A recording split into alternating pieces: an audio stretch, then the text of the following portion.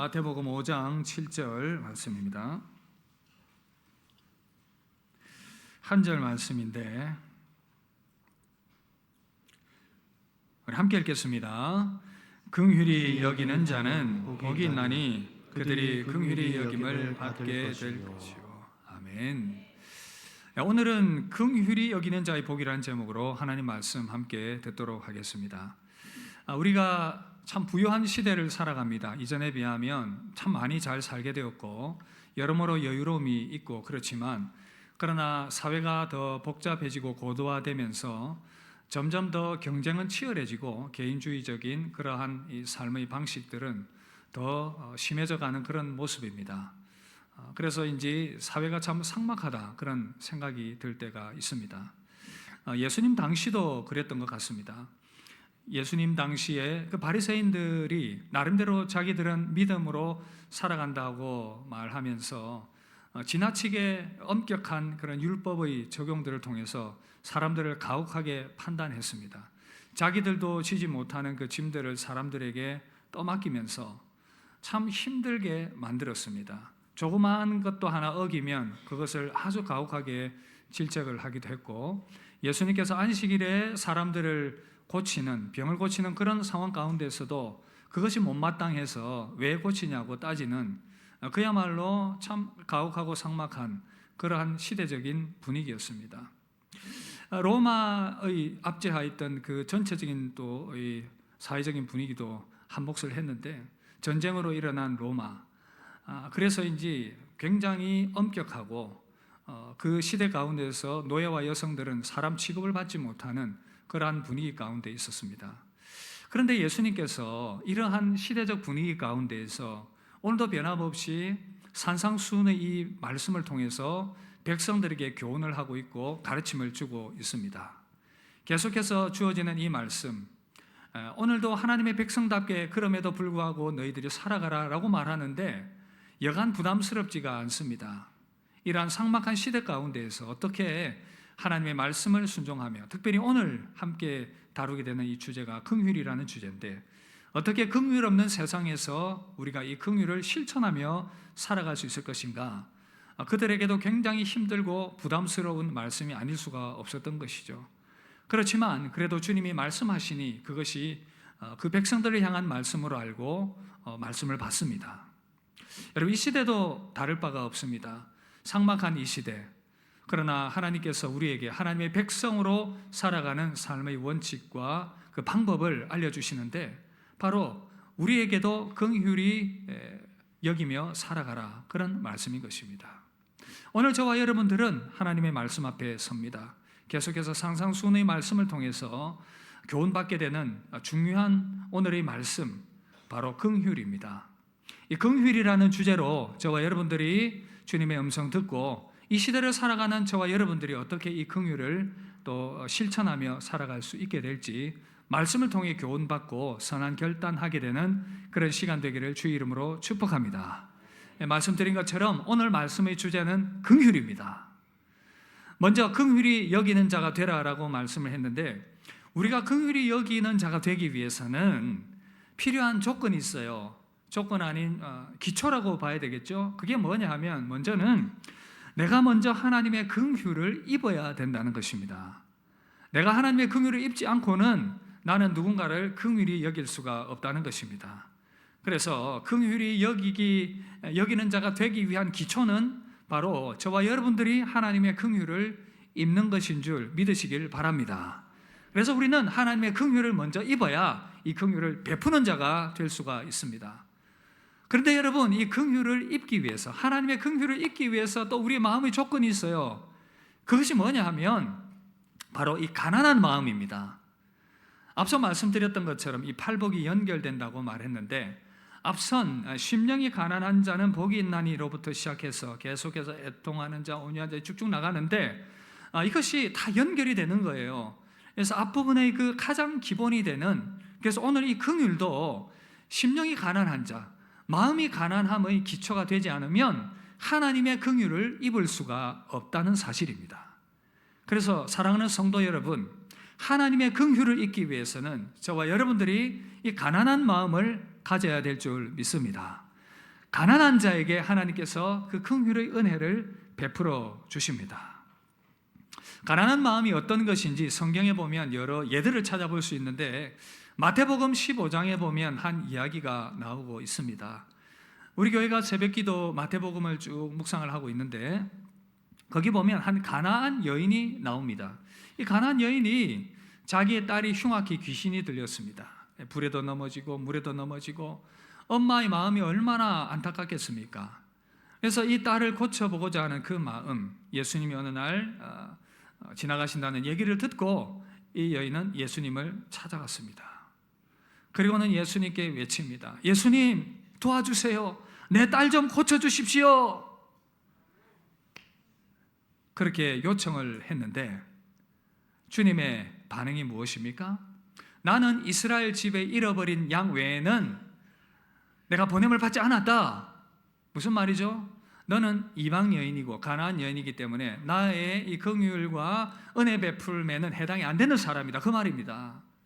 그렇지만 이 여인은 그 말을 듣고도 마음이 상했는지는 모르겠어요. 하여튼 그럼에도 불구하고 이 여인은 다시금 주님께 도움을 요청합니다. 주여, 주여, 그래도 고쳐주십시오. 도와주십시오. 나를 도와주십시오. 주님이 그 상황 가운데서 이 여인에게 더 가혹하게 말합니다. 어떻게 말하는지 아십니까? 자녀들의 떡을 취하여 개들에게 던지는 것이 마땅하지 않다. 무슨 말이죠? 이 여인은 개와 같은 존재라는 겁니다. 이스라엘 백성이 아니기 때문에 개와 같은 존재다. 그래서 떡을 주는 건 마땅하지 않다. 너무나도 충격적입니다. 여러분들에게 만약 누군가가 내가 도움을 요청했는데 그렇게 얘기를 한다고 가정해 봅시다. 이 개보다도 못한 인간, 내가 너에게 무슨 도움을 주랴? 아마 여러분들 중에 그 얘기를 들었으면 참고 견디고 있을 사람 아무도 없을 것입니다. 그런데 이 여인은 그럼에도 불구하고 뭐라고 말합니까? 예수님, 그렇습니다. 옳습니다마는 개들도 주인의 상에서 던져지는 그 부스러기를 먹습니다. 만약 여러분들이 정말 이 여인의 입장이라면 어땠을까? 그러나 이 여인은 그렇지 않았습니다. 마음이 가난했습니다. 겸손했습니다. 이런 내용이죠. 하나님, 맞습니다. 저는요 하나님의 택한 백성도 아니기 때문에 하나님의 선과 긍휼을 입을 자격이 아무것도 없습니다. 하나님, 맞습니다. 나는 메시아가 우리의 그 계보와 우리의 민족과 아무 상관이 없기 때문에 나는 주님이 나의 구원자가 되신다는 거 상관이 없다는 것 알고 있습니다. 주님, 맞습니다. 나는 이스라엘 백성이 아니기 때문에 그 민족에 속하지도 않고 심지어 나는 교회도 속할 자격이 없는 사람인 것 맞습니다. 그래도 그 부스러기 은혜를 나에게 주십시오. 여러분, 이 마음이 참 도전이 됩니다. 이 중심이 참 도전이 됩니다. 우리 중 그 누구도 하나님의 은혜와 긍휼을 당연히 입을 자는 아무도 없습니다. 여러분, 우리 중 누군가는 그렇게 생각할 수 있어요. 나는 오랜 세월 교회를 섬겨왔습니다. 우리 집안은 믿음의 가문이었습니다. 나는 참 주님을 나름대로 잘 섬겨왔던 인생이었습니다. 사회적으로 봐도 나는 돈이 많고 나는 높은 지위에 있고 나는 괜찮은 사람입니다. 그러니 나는 당연히 하나님의 은혜와 긍휼을 입는 것은 당연한 것입니다. 자동입니다. 라고 생각을 한다면, 이것이 내가 마땅히 받아야 될 몫이라고 생각한다면 거기에 문제가 있다는 것이죠. 우리는 이 여인의 마음을 본받아야 되겠지요. 나는 자격이 없지만, 나는 아무런 자격이 없지만 하나님, 그래도 나를 불쌍히 여겨 주십시오. 내가 주장할 권리는 아무것도 없는 건 맞지만 그래도 나를 불쌍히 여겨 주십시오. 여러분, 생각해 보니까 저는 참 하나님의 긍휼을 입은 사람입니다. 제가 중학교 3학년 때 이전에 제가 말씀을 드렸는데 교회를 처음 나갔습니다. 근데 교회라는 곳은 저에게 너무나도 낯선 곳이었습니다. 너무나도 어색했고 교회의 문화라는 것이 나의 옷이 아니라는 생각을 많이 했습니다.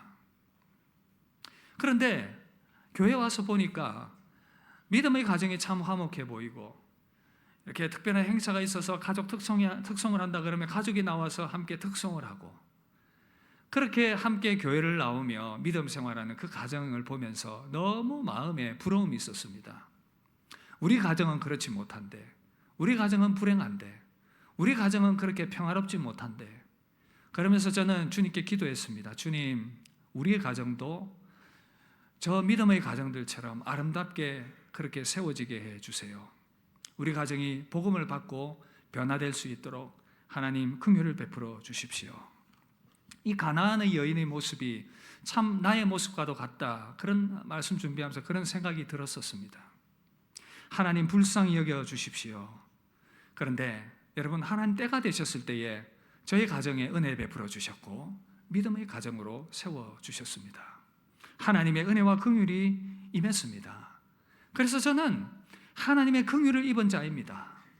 우리 집안이 원래 믿음의 집안도 아니었고 내가 하나님의 은혜를 받을 만한 그 어떤 자격이 있었던 것도 아니었는데 그저 하나님 앞에 은혜와 긍휼을 구했었고, 그랬더니 하나님께서 우리의 가정에 놀라운 변화를 보여주셨던 것입니다. 비록 나중된 자였지만 먼저 된 자처럼 살아가게 하셨습니다. 돌이켜보니까 당시 제가 성장할 때 장로님 가정 자녀들, 중직자 가정 자녀들, 지금 신앙생활 안 하는 사람들 부지기수고요, 제대로 믿음 생활 안 하는 사람들 많더라고요. 거기에 비하면 그래도 저는 이렇게 여러분들 앞에서 교회를 섬기고 믿음의 가정을 이루고 목회자로 살아간 이 모든 것이 하나님의 은혜와 그 긍휼의 덕이라고 저는 그렇게 여기고 있다는 사실입니다. 여러분, 자격 없는 자라도 하나님은 가난한 마음을 가진 자에게, 하나님의 긍휼을 구하는 자에게 은혜를 베푸시는 분이십니다. 하나님은 긍휼의 하나님이십니다. 여러분, 마태복음 20장에 보면 예수님께서 천국의 비유를 이 포도원 밭에 농부를 고용하는 그것에 비유를 하셔서 말씀을 하시는데, 농부가 포도원을 경영을 하다 보니 이제 수확할 때가 되었고 일손이 필요한 것입니다. 이제 노동시장에 가서 일꾼들을 구합니다. 이제 장터로 표현이 되어 있는데, 장터에 가니까 아침 9시에 가니까 장터에 일하러 나온 사람들이, 일자리를 구한 사람들이 있는 거예요. 자, 우리 포도원 가서 일하자 불렀습니다. 그리고 또 일손이 부족하다 보니까 12시, 점심 12시 돼서 또 노동시장에 가보니까 거기에 사람들이 일하고 있는 것입니다. 또 불러왔습니다. 너희도 일해라. 그리고 또 일손이 부족했습니다. 3시에 나가서 보니까 또 사람들이 있는 거예요. 불러왔습니다. 6시까지 이제 땡 하면 일이 끝나는데 일손이 더 필요한 거예요. 5시가 되어서 또 나가보았더니 사람들이 있는 겁니다. 와서 우리 밭에서 일 좀 해라. 이제 드디어 6시가 땡 종을 쳤습니다. 그런데 주인이 똑같이 한 달란트를 나누어 주는 것입니다. 우리에게 무엇을 말해줍니까? 하나님께서는 긍휼을 베푸는 그 누군가에게 그저 수고하지 않은 것에 더하시는 하나님의 긍휼의 은혜가 있다는 사실입니다. 우리 중 여러분들 중에 늦게 예수 믿어서 은혜를 입은 자들, 동일하게 하나님의 긍휼을 입었습니다. 그것이 은혜인 줄 믿으시길 바랍니다. 주님이 뭐라고 말씀하십니까? 먼저 된 자가 나중되고 나중된 자가 먼저 될 수 있다. 그래서 하나님은 우리에게 이 은혜와 긍휼을 베푸시는 하나님이십니다. 그런데 여러분, 긍휼에 풍성하신 하나님을 향해서 그 하나님의 긍휼을 이해하지 못하고 깨닫지 못하는 사람이 있어요. 누구겠습니까? 바로 9시부터 나와서 열심히 일한 사람입니다. 9시부터 나와서 일했는데, 아니 생각해보니 5시, 그러니까 1시간만 일한 사람과 9시부터 일한 나와 어떻게 똑같이 한 달 내려온, 예를 들어서 10만 원을 약속했다. 왜 10만 원? 왜 똑같습니까? 여러분은 어떨 것 같아요?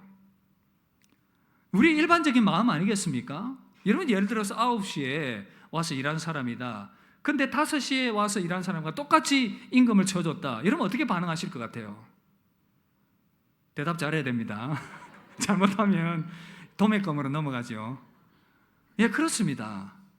여러분, 우리의 마음은 일반적인데 그것이 우리의 정의이고 우리의 일반적인 마음인데 하나님의 마음은 그렇지 않다는 거예요. 똑같이 하나님께서 긍휼을 베풀 자에게 긍휼을 베풉니다. 저는 거기에 어떤 전제 조건이 있다고 한다면 바로 이 가난한 마음, 긍휼의 마음을, 가난한 마음을 가진 자들에게 하나님께서 그 긍휼을 베풀어 주는 것입니다. 그런데 9시부터 일찍 나와서 일한 사람들, 주님 나는 일찍 예수 믿어서, 우리는 믿음의 가정이어서 내가 일찍부터 교회를 섬기고 이렇게 수고하고 애썼는데 주님 나에게는 왜 똑같이 대해 주십니까? 왜 나에게 더 플러스 은혜는 없습니까? 나는 왜 이렇습니까? 라고 말한다면 우리의 마음이 거기서부터 강팍해지기 시작합니다. 하나님의 긍휼을 받아들일 마음의 여유가 없어지면서 어떻게 해요? 하나님의 긍휼을 깨닫지 못하면 내가 그 긍휼을 베풀지도 못하는 그런 사람이 된다는 것입니다. 사랑하는 성도 여러분, 하나님의 긍휼은 그 낮은 마음으로 겸손함으로 나아가는 자들에게 주어지는 은혜인 줄 믿으시길 주의 이름으로 축복합니다. 마태복음 18장에 보면 형제의 죄를 용서하는 또 다른 비유가 나오지 않습니까? 우리가 너무나도 잘 아는 그 비유입니다. 한 주인이, 어떤 종이 1만 달란트를 빚을 졌습니다. 수조 원의 그 돈이 된다고 지금 환산해 보면 그 정도 돈인데 감당할 수 없는, 갚을 수 없는 돈이 빚을 진 거예요. 그런데 감당할 수 없으니 긍휼을 구했습니다. 주인에게 제발 좀 나를 불쌍히 여겨달라고. 그랬더니 그 빚을 탕감해 주었습니다. 그런데 이 종은 나가서 길을 가다가 한 사람을 만났는데 자기에게 100데나리온 빚진 사람을 만났습니다. 예를 들어서 몇백만 원 빚진 사람을 만난 거예요. 근데 이 사람의 멱살을 붙잡고 왜 돈 안 갚냐고, 가자고, 당장 경찰서 가자고 이끌고 가가지고 이제 돈 받아내려고 하는, 주인이 이 사실을 알았습니다. 그리고 1만 달란트 탕감받은 그 종을 불러서 호통을 치죠. 나는 너에게 1만 달란트를 탕감해 줬는데 너는 너에게 겨우 100데나리온 빚진 그 사람을 그렇게 가혹하게 대하냐고.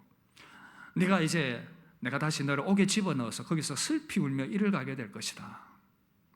여러분, 이 1만 달란트 탕감받은 사람의 문제가 뭐죠? 그 마음에 내가 하나님의 긍휼을 입었다는 것을 깨닫지 못한 데 있다라는 사실입니다.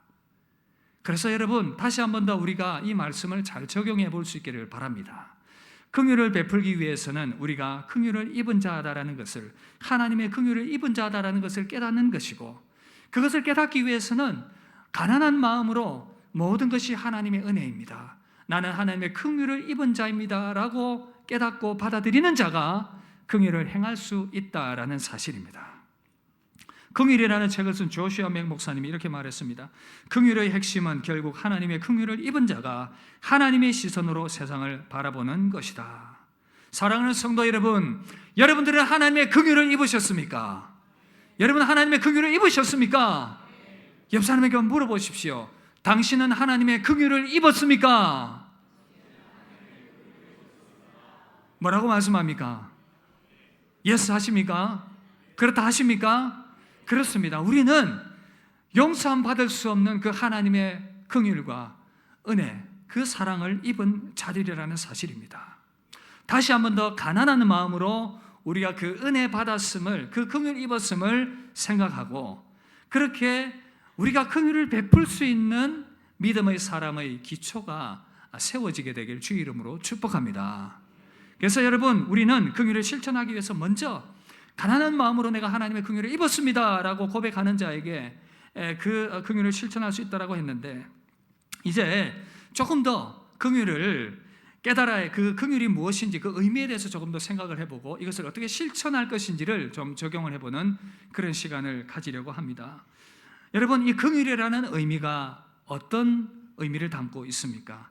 엘레모네스라는 이 헬라 원어가 사용이 되었는데, 영어로는 이제 merciful, 자비롭다, 혹은 불쌍히 여기다, 그런 의미를 담고 있습니다. 이 긍휼은 여러 상황 가운데 적용이 될 수 있는데, 예컨대 나를 향해서, 죄를 지은 사람을 향해서 불쌍히 여기고 긍휼히 여기며 용서해 주는 것, 그런가 하면 또 하나는 정말 불쌍한 처지에 있는 사람을, 어려운 처지에 놓인 사람을 내가 마음을 참 다해서 불쌍히 여기는 그 마음, 그런가 하면 또 하나는 나를 향해서 박해를 하거나 어렵게 하는 그 사람을 향해서도 내가 용서하고 품을 수 있는 마음, 그런 모든 것들이 긍휼이라는 그 단어 안에 포함이 되어 있다라고 이해를 하시면 되겠습니다. 여러분, 긍휼의 원조가 누구시겠습니까? 맞습니다. 우리 예수님이시고 우리 하나님, 우리 성삼위 하나님이세요. 하나님이 우리 긍휼의 원조세요. 여러분, 하나님이 어떻게 긍휼을 보여주셨는지 성경에 많이 나와 있는데 몇 가지 예들을 가지고 좀 설명을 해드리면, 먼저 구약 성경에 보면 호세아서를 보시면 하나님의 긍휼이 무엇인지를 좀 더 이해를 할 수가 있습니다. 호세아에 보면 음란한 여인 고멜이 등장합니다. 이 고멜은 이제 호세아 이 선지자의 아내인데 참 음란한 여인이에요. 같이 호세아와 결혼을 했는데도 집을 나가서 음란한 행동들을 하고, 여러분, 이 호세아의 삶을 통해서 하나님께서 이스라엘 백성들에게 보여주시고자 했던 것이 뭐냐 하면, 나는 그럼에도 불구하고 긍휼히 여기는 하나님이다.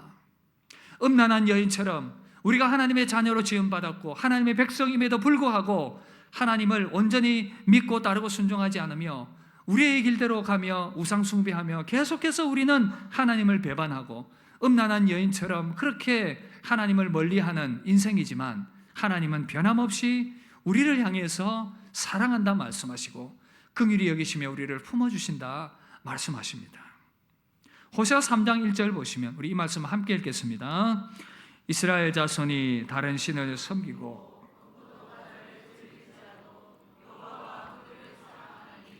너는 또 가서 타인의 사랑을 받아 음녀가 된 그 여자를 사랑하라.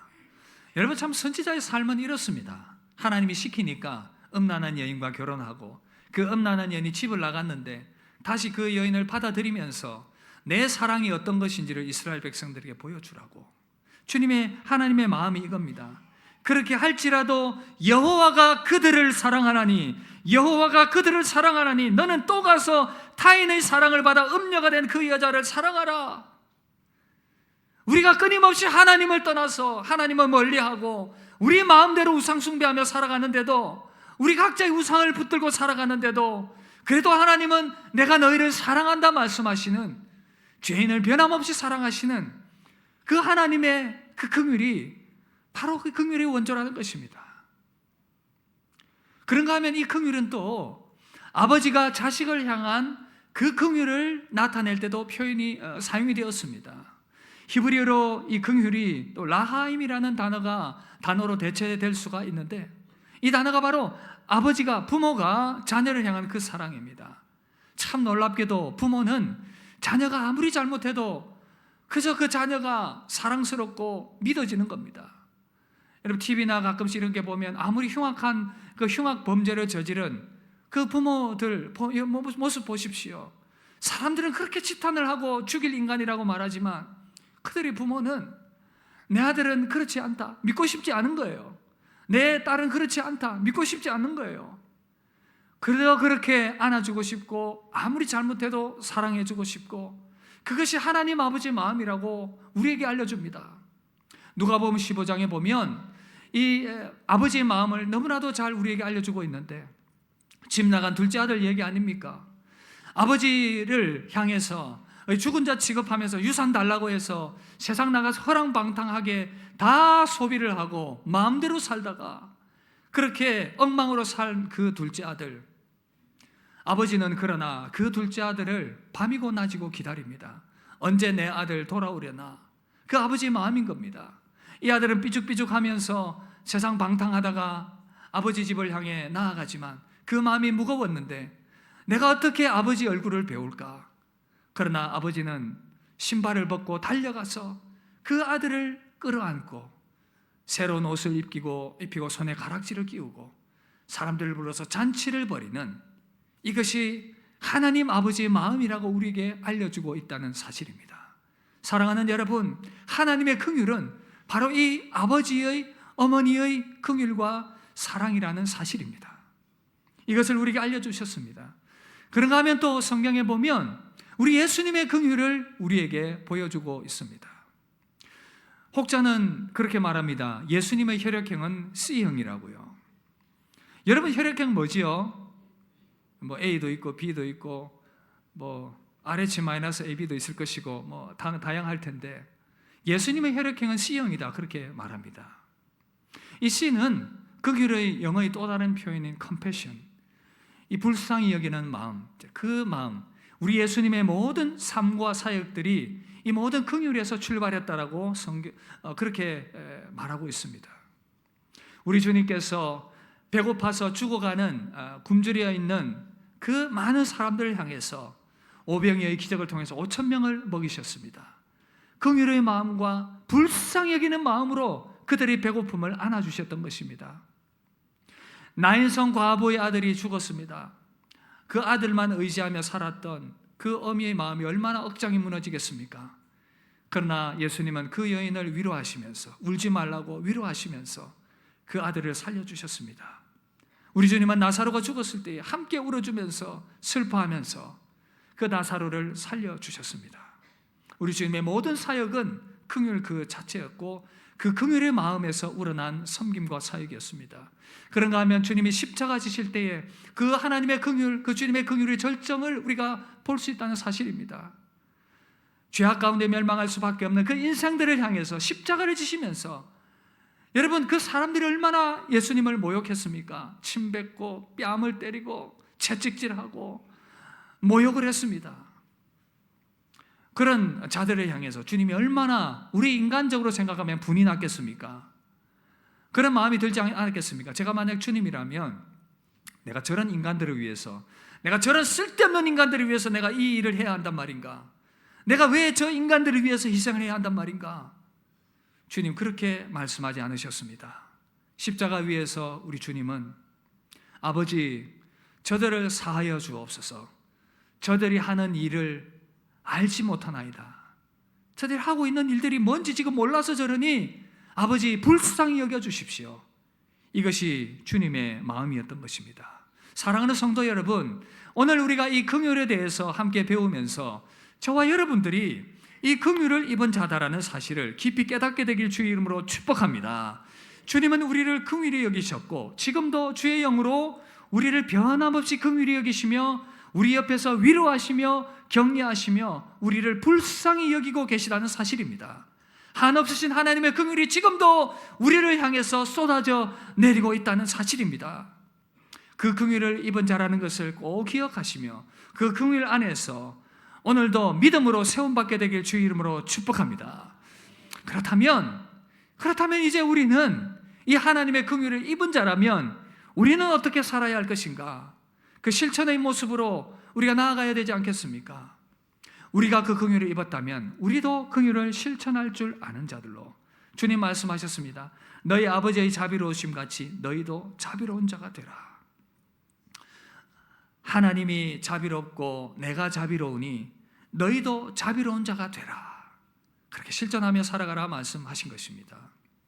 고인이 되신 옥하는 목사님께서 쓰신 책에 보니까 한 이야기가 나오던데 제가 하나 소개를 해드리려고 합니다. 영국에 있는 그 토마스 무어라는 분이 계신데 이분이 믿음이 아주 좋은 귀족이었습니다.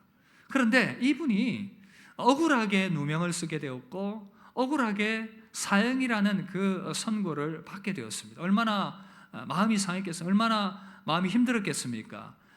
사형당할 이유도 없는데 사형 언도를 받고 마음이 너무 고통스러웠겠지만, 그러나 놀랍게도 자기를 향해 사형 언도를 한 이 재판관을 향해서 이렇게 말합니다. 재판관님, 오늘만은 내가 당신을 친구라고 부르게 해주세요. 친구여, 당신과 나의 관계가 바울과 스데반의 관계처럼 되기를 원합니다.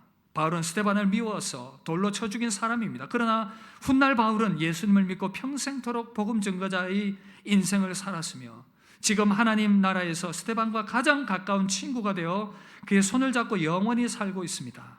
당신이 나에게 사형을 언도했지만 당신도 예수 믿고 나중에 저 하늘나라에서 나와 함께 손잡고 영원토록 기뻐하며 행복하게 사는 친구가 되기를 바랍니다.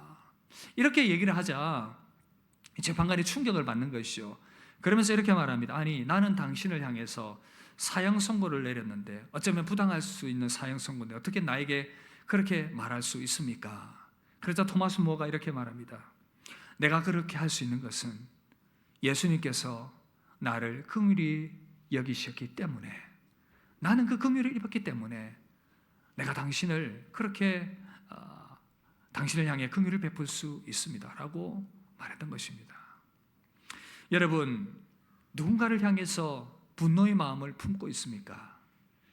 누군가를 향해서 용서할 수 없을 것 같은 그 마음을 품고 있습니까? 그렇다면 먼저 우리는 내가 얼마나 큰 하나님의 긍휼을 입었는가를 먼저 생각을 하고 그것을 적용해 볼 수 있기를 바랍니다. 그럴 때에 우리는 이 긍휼을 실천할 수 있는 마음의 동기가 조금이라도 생겨나게 될 것입니다. 그래서 여러분, 우리 주님이 우리를 긍휼히 여겼던 것처럼 이것이 하나님 나라 백성의 삶의 방식이라면 우리를 힘들게 하는 사람을 향해서도, 또한 참 어렵고 힘든 그 누군가를 향해서도 주님의 마음으로 긍휼을 품고 그들에게 다가가는 그런 믿음의 실천이 있는 저와 여러분들이 되시기를 주 이름으로 축복합니다. 이렇게 긍휼히 여기는 자가 어떤 복을 받는다 말씀하시죠? 긍휼히 여기는 자는 복이 있나니 어떻게 해요? 긍휼히 여김을 받게 될 것이다. 여러분, 이것이 하나의 조건과 결론으로 나오게 된 그런 문장이라기보다는 하나님의 자녀답게 긍휼히 여기면 그 하나님의 긍휼하심의 은혜가 계속해서 우리 안에 공급된다라는 사실입니다. 왜냐하면 그 긍휼이 하나님의 성품이고 그 긍휼을 실천하게 될 때에 하나님이 주시는 그 은혜가 있기 때문에 그렇다는 것이죠. 그래서 우리는 이 긍휼을 실천하게 될 때에 계속해서 하나님이 우리를 향해 긍휼을 베풀고 계시다라는 것을 느끼고 깨닫게 될 것이고, 또한 우리 안에 하나님이 주시는 그 기쁨과 감사가 넘쳐나게 될 것입니다. 제가 말씀을 준비하다가 오래전에 있었던 한 일이 생각이 났는데, 제가 미국에 처음 공부를 하러 갔을 때에 당시 큰아들이 3살 정도 되었을 때였고 둘째 아들이 태어나지 않을 때였습니다. 그런데 같이 공부하러 왔던 그 미국에 오셨던 미국 유학생 목사님 중에 그분도 이제 젊은 부부였고 애가 저희 이제 큰아들만한 그 나이 때 3살 정도 된 아이가 있었습니다. 근데 안타깝게도 이 목사님께서 다리에 악성 종양이 생겨서 그만 다리를 절단해야 되는 그런 상황에 이르게 되었습니다. 한국에 갈 수도 없는 상황이었고 급히 수술을 해야 되는 그런 상황이어서 그 가족이 큰 슬픔에 빠졌습니다. 옆에서 그 상황을 지켜보는 우리들도 참 마음이 너무 아팠었는데, 그런데 이 수술을 하러 이제 먼 곳으로 가야 하는데 일주일 이상 그렇게 집을 비워야 하는 상황이었습니다. 아이를 데리고 갈 수 없는 상황이었고, 그래서 이 목사님과 사모님이 이제 수술을 받기 위해서 먼 곳을 가야 하는데, 근데 다들 유학생들이 분주하고 아이도 있고 바쁘고 하다 보니까 이 아이를 누가 책임지고 볼 여건이 잘 되지 않는 것이었습니다. 그런데 아내가 얘기를 했습니다. 저 아이 우리가 보면 안 될까? 그리고는 이제 이 아이를 맡았습니다. 마음이 참 짠했습니다. 지금 아빠가 이제 수술하고 돌아오면 다리가 잘려서 오게 될 것이고, 그런 아빠 밑에서 성장해야 될 저 아이의 그런 미래를 생각할 때 마음이 너무 참 짠했고, 또 아이가 굉장히 주눅 들어 있는 그런 모습이었습니다. 그래도 이 아이를 기쁘게 해야 되겠다 생각을 하고 참 어디 데려가서 맛있는 거 사주기도 하고 하여튼 이 아이를 돌보는 그 시간들을 보내었습니다. 그런데 여러분, 놀라운 것은요, 제가 이 이야기를 드리는 이유는 그때 하나님께서 저에게 주셨던 마음이었습니다. 어떤 마음인지 아십니까? 큰 기쁨이었습니다. 큰 은혜였습니다. 그리고 음성으로 들리진 않지만 하나님이 이 일을 기뻐하고 있다는 것을 마음 깊이 깨닫게 하셨습니다. 그리고 저희 입술로 고백하게 하셨습니다. 하나님이 이 일을 기뻐하고 계시는구나. 하나님이 이 섬김을 기뻐하고 계시는구나. 그리고 이제 수술을 마치고 오게 되었고, 목사님은 이제 회복이 되셔서 선교지에 갔다가 한국에 들어갔다는 그런 이야기를 듣게 되었습니다. 사랑하는 여러분, 우리는 우리의 삶 가운데 참으로 자비와 긍휼을 베풀어야 될 그런 상황들, 큰 건 아니더라도 우리가 하나님의 긍휼과 자비를 입은 사람들이라면 우리의 삶에 어떤 부분에서 긍휼을 실천하며 그 사랑을 나타내 보여야 되지 않을까. 그렇게 하게 될 때에 제가 나누고 싶은 것은 이겁니다. 하나님의 마음이 경험된다는 것입니다. 하나님의 마음이 경험된다는 것입니다. 그 이유는 하나님은 긍휼의 하나님이시기 때문에. 여러분, 도널드 그레이라는 분이 이렇게 얘기를 했습니다. 하나님을 닮는다는 것은 긍휼의 삶에 이른다는 뜻임을 예수님의 삶을 보아 알 수 있다. 예수님은 하나님의 마음을 긍휼의 마음으로 보셨기 때문이다. 긍휼을 베풀면 하나님처럼 된다. 긍휼을 베풀면 아버지의 아들 예수처럼 된다. 사랑하는 여러분, 저와 여러분들이 주님의 그 긍휼과 사랑을 입었습니까? 주님의 그 긍휼과 사랑을 입었습니까? 그렇다면 부족하지만 우리의 삶 가운데 이 긍휼을, 우리도 긍휼의 옷을 입고 작은 부분에서 이 긍휼을 실천해내는, 그리하여 하나님의 마음을 깨닫게 되는 그런 은혜가 있기를 주의 이름으로 축복합니다. 말씀 마무리하려고 합니다. 추운 겨울날에 한 두 수도사가 산길을 가고 있었습니다. 근데 길을 가다 보니까 한 노인이 쓰러져 있는 것을 보게 되었습니다. 바삐 길을 가다 보니까 한 수도사는 그냥 지나쳐 버렸습니다. 그런데 다른 한 수도사는 불쌍히 여기면서 그 노인을 업고 걸어가게 되었습니다. 한참을 길을 걸어갔습니다. 근데 먼저 혼자 걸어간 수도사가 가다 보니까 쓰러져 있는 거예요. 알고 보니 추워서 혼자 가다가 얼어 죽었던 것입니다. 그러나 이 아픈 사람을 업고 갔던 수도사는 두 사람의 체온이 함께 마주치면서 몸을 따뜻하게 해서 오히려 함께 살 수 있게 되었다는 것입니다. 사랑하는 여러분, 우리는 하나님의 긍휼을 입은 자입니다. 이 삭막한 세상 살아가면서 참 주님의 말씀이 실천되기가 어려운 그런 시대 가운데 있지만 우리에게 이 신의 성품에 참여하라고 주님이 격려하고 도전하십니다. 내가 너희를 긍휼히 여겼으니 너희가 그 긍휼을 입었으니 긍휼을 행하는 자로 살아가라. 이 거룩한 도전 앞에 저와 여러분들을 드리며 긍휼을 실천하는 저와 여러분들 되시기를 주 이름으로 축복합니다. 우리 함께 찬양합시다. 찬양 말씀 준비하면서 이 찬양이 생각이 났는데 우리 옛날에 참 많이 불렀던 찬양 아닙니까? 우리 함께 찬양하며 나아갑시다.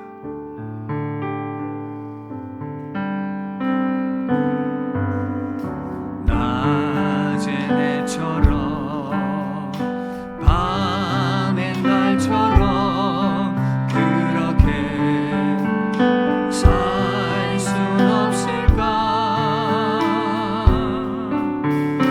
욕심도 없이 어두운 세상 비추어 온전히 남을 위해 살듯이 나의 일생에 꿈이 있다면 이 땅에 빛과 소금 되어 가난한 영혼, 지친 영혼을 주님께 인도하고픈데 나의 욕심이 나의 못난 자아가 언제나 커다란 짐 되어 나를 짓눌러 마음을 고 예수여 나를 도와주소서. 나를 도와 주의 사랑은 베푸는 사랑, 주의 사랑은 베푸는 사랑, 값없이 그저 주는 사랑. 그러나 나는 주는 것보다 받는 것 더욱 좋아하니 나의 입술은 주님 닮은 듯하나 내 맘은 아직도 주하여 아들 사랑만 계수하고 있으니 예수여 나를 도와주소서. 사랑하는 성도 여러분, 우리 이 시간 함께 기도할 때에 우리 이 마음으로 기도합시다. 주여, 내가 긍휼을 실천하는 사람 되어야 됩니다. 주여, 내가 긍휼의 사람이 되어야 되지 않겠습니까? 그런 의무감과 강박에 여러분 사로잡히지 마십시오. 저와 여러분들이 긍휼의 사람이 되려면 먼저 내가 얼마나 긍휼을 입은 자인가 이것을 깨달아야 합니다. 여러분들 마음 가운데 만약에 내가 너무 굳고 이 강팍한 마음 때문에 주님의 긍휼을 깨닫지 못했습니다. 그래서 내가 긍휼의 실천을 못합니다라고 인식이 된다면 다른 기도하지 마시고 그 기도하십시오. 주여, 내가 주의 긍휼을 입은 자임을 깨닫게 해 주옵소서. 그 긍휼을 입은 자라는 것을 깨닫게 해 주셔서 내 삶의 작은 부분이라도 주님의 그 긍휼을 나누어주며 실천할 수 있는, 그래서 먼저 나에게 가난한 마음으로 긍휼을, 하나님의 긍휼을 덧입은 자라는 것을 깨닫게 하시고 이것을 깊이 느끼게 하여 주옵소서. 우리 그 기도 제목을 가지고 그렇게 한번 기도하길 바랍니다. 그리고 나를 향해서 어렵게 하고 힘들게 하고 정말 얄밉고 미운 그 누군가를 향해서도 긍휼의 마음을 가지시고 불쌍한 누군가를 향해서도 긍휼의 마음으로 다가갈 수 있게 해달라고 우리 합심하여 한번 기도하도록 하겠습니다. 기도하겠습니다.